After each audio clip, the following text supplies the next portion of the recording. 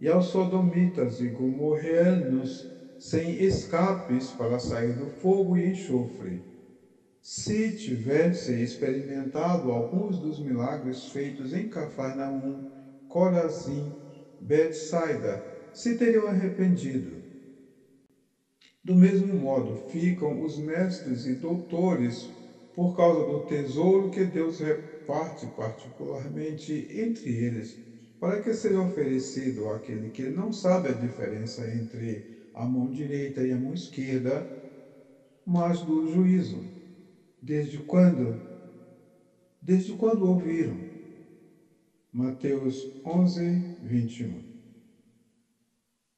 Todos sem exceção. Todos pecaram e destituídos ficaram da glória de Deus. Todos se extraviaram e se fizeram inúteis. Todos foram chamados ao arrependimento. Todos tropeçam no falar. Todos têm dificuldade de dominar a língua. A autoexclusão desta relação provoca vanglória e narcisismo, porque há um só corpo e um só Espírito, como também fostes chamados em uma só esperança da vossa vocação.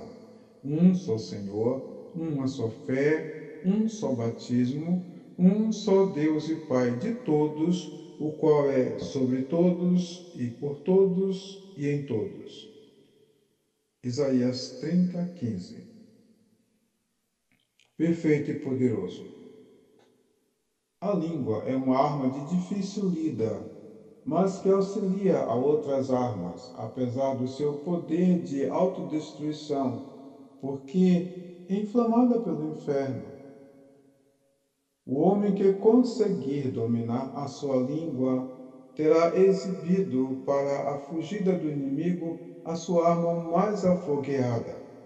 Está dito deste homem que é perfeito e poderoso para refrear todo o corpo.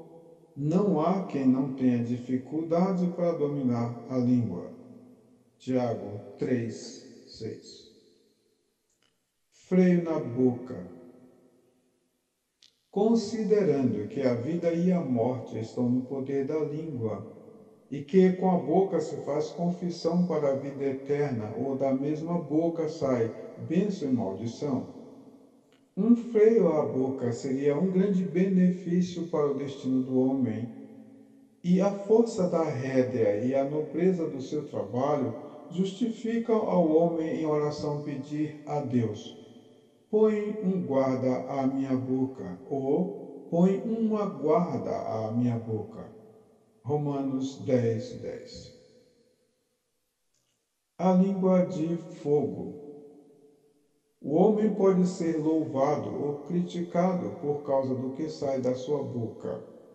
Pode ser ou não condenado pelos frutos dos seus lábios. Mas quando se fala de boa língua, geralmente é o tipo idiomático que fala. Ou, por extremo testemunho do bem, se dirá que um homem tem boa língua ou uma língua abençoada. Mas se reclamará sempre da mesma língua que sai a maldição e a bênção, água doce e água salgada. A língua pode ser ao mesmo tempo uma centelha e um grão de mostarda. Essa mornura na fala torna a rédea e a guarda que se puser à boca uma boa arma contra o mal. Porque uma pequena chama incendeia um bosque, e um abismo chama outro abismo. Apocalipse 3:15. Inflamada peçonha. Temos uma nuvem de testemunhas em redor, nos aplaudindo ou danando. Mas quando abrirmos muito a boca, a nuvem de testemunha que nos causa dano toma o lugar da guarda que deveria estar à nossa boca e se põe fogo no próprio corpo. A língua, porque tem poder para levar o homem para o céu ou para o inferno, se há como se uma secreção de substância venenosa aumentasse a cada fala, em constante poder de matar. Por isto, é inflamada pelo inferno. Hebreus 12, 1 e 2. A semelhança de Deus. Todas as virtudes e atributos de Deus são santos. Portanto, atacar a semelhança de Deus é ofender a Deus. A semelhança de Deus deve ser reverenciada, guardada e sagrada.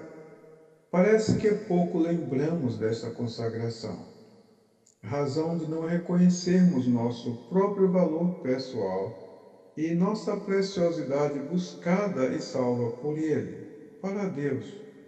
As Escrituras nos auxiliam no cumprimento desta verdade, nos aconselhando a amar a nossos inimigos, considerar uns aos outros superiores a si mesmo, e que o amor deve ser demonstrado com cordialidade. Gênesis 1, 26. Semelhança de Deus. Boca pessoa. Em linguagem rústica bem atualizada, se diz que o homem é aquilo que comer.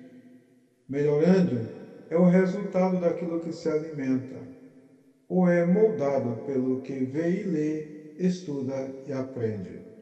A boca também pode ser chamada ou reconhecida por origem da má fala, fonte de intolerância, oficina do inferno, fábrica de veneno, cova profunda, cofre de imundícia e gaveta de acusações. Mas se o homem tem uma língua domada e a porta dos lábios vigiada, pode ser boca de Deus, conforme fala usual e costume adágio atual. Mateus 12, 34. Boca pessoa. Manancial de águas vivas. O nosso Senhor Jesus Cristo disse que aquele que nele cresce, do seu interior fluiriam rios de águas vivas. É por causa deste manancial que o homem pode ser chamado servo de Deus, vaso abençoado, sal da terra, embaixador do reino, obreiro de valor e sacerdote do bem. E se a amargura lhe sobrevier de repente, tratar-se-á das marcas do Espírito de Cristo e lhe manifestará manancial de águas vivas. João 4,14. Saídas da vida. Filho meu, atenta para as minhas palavras. As minhas razões inclinam teu ouvido. Não as deixe apartar-se dos teus olhos. Guarda-as no meio do teu coração, porque são vida para os que as acham e saúde para o seu corpo. Sobre tudo o que se deve guardar, guarda o teu coração, porque dele procedem as saídas da vida. Provérbios 4, 20 a 23. Olhos que leem.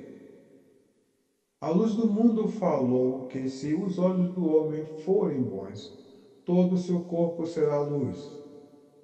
Antes de Adão ser feito e formado o homem, a palavra de Deus já se via e já se lia desde os céus que proclamam a glória de Deus, dia e noite, relva e selva, olho d'água e oceano, ainda chamado mar. Todos foram feitos antes do olhar do homem.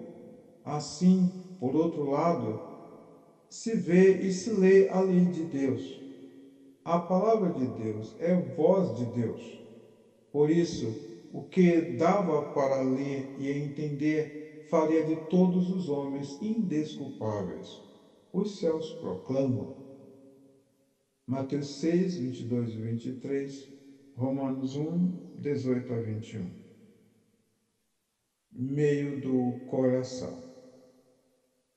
É verdade que as Escrituras apontam o coração como o membro mais enganoso do corpo, mais do que todas as coisas e perverso. Isto é porque o homem destituído fica perverso desde as suas fontes e raízes mais remotas. A queda atingiu mortalmente as saídas da vida do homem, ou o lugar de se conduzir ou inserir a vida de volta. O coração, por causa destas verdades, se tornou o centro de comando e o núcleo de toda a manifestação do homem salvo ou perdido. Daí a recomendação de guardá-lo de tudo quanto se deve guardar. Jeremias 17, 5 a 10.